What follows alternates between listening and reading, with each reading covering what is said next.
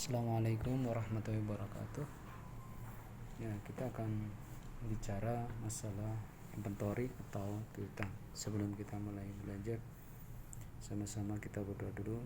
Mudah-mudahan sedikit ilmu yang saya dapat bisa bermanfaat buat kalian semua. Sesuai keyakinan masing-masing, berdoa boleh. Oke, terima kasih. Ya, terkait dengan kuliah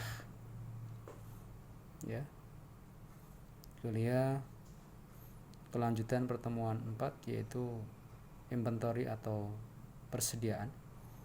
Jadi persediaan itu menjelaskan tentang inventory-nya. Ya, contohnya ya, adanya FIFO LIFO, adanya barang, persediaan barang baik ya variabel atau inventory. Ya. Pengertian inventory di sini adalah aktiva yang tersedia untuk dijual. Kegiatannya usaha normal. Jadi usaha normal di sini usaha yang kegiatannya itu adalah dalam proses produksi, dalam perjalanan dalam bentuk bahan baku, perlengkapan atau guna dalam proses produksi. Itu adalah persediaan. Jadi digunakan dalam kegiatan bisnis ya. Contohnya ada dagang, perusahaan dagang. Perusahaan dagang ditumpul, beli terus dijual lagi. Nah, itu perusahaan dagang. Ya. Beli, jual, nanti perhitungan harga pokok ya, persediaan. Produk yang dalam perjalanan atau dalam kegiatan produksi atau dalam perjalanan bahan baku, perlengkapan guna untuk produksi. Ada metode fisik dan metode perpektual. Nah, itu. Jadi perlu adanya fisik perpektual. Dalam pencatatan perpektual adalah metode perpektual itu ada persediaan sama utang dagang. Kalau perpektual itu pasti akan ketemu namanya inventory. Kalau fisik pasti akan ketemu pembelian. Itu saudara-saudaraku. Jadi ada persediaan, ada perpektual, ada hutang dagang. Pokoknya kalau pembeliannya secara kredit pasti akan ketemu namanya hutang. Itu ya, pembelian perpektual. Pembelian hutang dagang. Secara fisiknya apa? Secara fisiknya berarti pembelian sama hutang dagang. Itu masuk ya. Bedanya itu di situ. Kalau di saat membeli persediaan berarti metode perpektual sama secara fisik ya. Pada saat menjual berarti metode perpektual, piutang dagang atau kas pada penjualan. Harga pokok penjualan pada inventory. Nah, itu. Terus secara fisiknya berarti piutang dagang pada penjualan. Itu ya. Jadi piutang dagang terus penjualan, ada piutang dagang, harga pokok persediaan dan metode fisik, piutang dagang pada penjualan. Nah, itu. Terus pada saat melakukan AJP dalam metode perpektual itu tidak ada AJP. Kenapa? Karena dalam pencatatan perpektual itu sudah ketemu harga pokok pembelian. Kalau secara fisik harus menghitung harga pokok dulu, persediaan awal tambah pembelian dikurangi persediaan akhir. Nanti akan ketemu ya. Nanti akan ketemu harga pokok penjualan. Kalau di situ ada harga pokok pembelian, persediaan, harga pokok pembelian sampai persediaan akhir. Metode dalam perjalanan ini adalah di mana barang itu yang tanggung jawab siapa. Ada bentuk ya shipping point ya, ada bentuk definition. Kalau shipping point berarti pihak tadi ya. Pihak yang bertanggung jawab barang siapa. Barang yang dipisahkan. Barang yang dipisahkan di sini adalah barang sesuai dengan apa bagian-bagian barang yang digunakan dalam proses memisahkan barang tadi. Ya, barang yang mudah busuk. Ya. Nah, terus yang kedua barang konsesi. Barang konsesi itu barang di mana dalam bentuknya itu kerjasama. Ya, kerjasama untuk menitipkan barang ke suatu tempat nanti akan mendapatkan keuntungan sesuai dengan kesepakatan. Contohnya ada Indomaret menjual durian. Tahu durian nggak? Menjual durian. Menjual durian di sini pasti Indomaret juga akan keuntung dari penjualan durian tadi. Tapi tim pengirim durian itu tidak. Itu namanya penjualan barang-barang yang penjualan secara konsistensi atau barang yang penjualan ansuran ya, penjualan sebuah kendaraan atau aktivitas yang ada pihak ketiga yang melakukan proses pelunasan, kita baru mencicil gitu. Nah, di sini ada barang dalam perjalanan, ada namanya shipping point, yaitu pemilikan terhadap suatu barang akan dipindah ke tangan pembeli pada saat pihak pengangkut menerima barang dari tangan penjual. Jadi setiap pemilikan tadi, pembeli saat pengangkut barang menerima barang di tangan penjual. Nah itu. Terus definition adalah pemilikan suatu barang ya, akan berpindah ke tangan pembeli pada saat barang tersebut diterima oleh pembeli, yaitu pada pengangkut. Jadi shipping point adalah pindah ke tangan pembeli pada saat pihak pengangkut menerima barang di tangan penjual. Definition adalah pemilikan suatu barang akan pindah ke tangan pembeli pada saat barang tersebut diterima oleh pembeli atau pengangkut. Nah itu ya. Jadi shipping point definition. Kalau definition shipping point itu pemilikan barang pindah ke tangan pembeli pada saat pihak pengangkut menerima barang pada tangan penjual. Definition berarti pindah tangan pemilik barang tersebut diterima oleh pengangkut tadi. Terus harga perolehan atau harga persediaan. Harga perolehan persediaan cost itu meliputi semua pengeluaran yang diperlukan untuk mendapatkan barang, menetapkan dalam kondisi siap dijual. Itu. Jadi siap dijual barang tadi. Barang yang dapat dijual, menetapkan barang dalam kondisi yang siap dijual.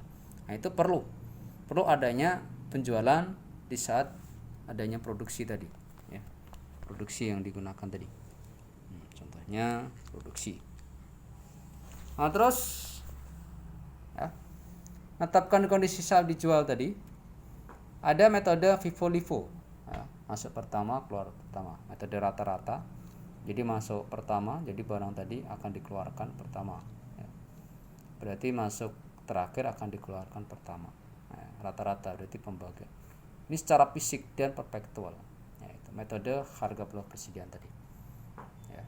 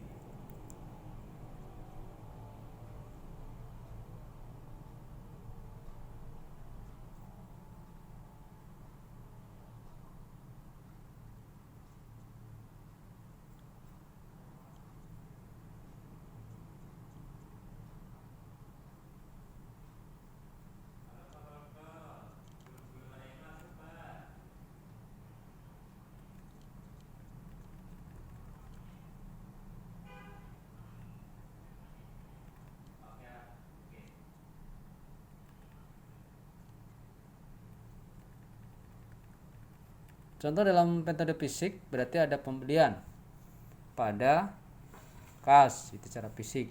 Berarti ada pembelian, katakan ada pembelian 3.000 kali 2.000, berarti sekitar 60 sama kasnya 30, utang dagangnya 30. Pihak angkut 50.000, kas 50.000. Kas yang dibayar diangkut pembelian pada Desember berarti total tadi.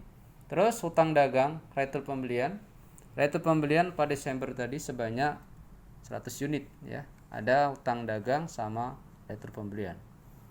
Terus utang dagang tadi ada pembelian, utang dagang pada kos pembelian. Berarti 15 sama 47. Jadi ada 300. Pembayaran tunainya dengan potongan 2% tadi. Piutang dagang 70.000, penjualannya 70.000. Penjualan 25, utang dagang 25.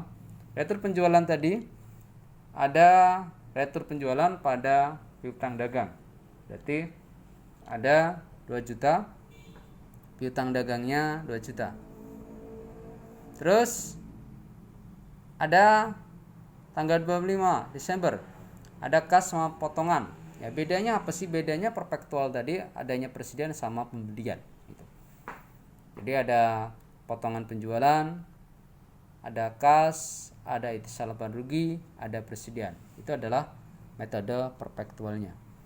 Terus presiden barang dagang 300.000. Berarti kas dagang 30.000. Itu. Harga pokoknya tadi, harga pokok penjualan pada kas, biaya angkut dagang, perpektual utang dagang pada kas tadi, piutang dagang. Harga pokok penjualan tadi ya akan masuk dalam metode persediaan tadi. Ada retur, ada potongan persediaan, sama piutang dagang tadi ya. Terus kalau di perpektual tidak ada penyesuaiannya. Itu contoh dalam proses pertemuan keempat ya. Nah, kalau yang kemarin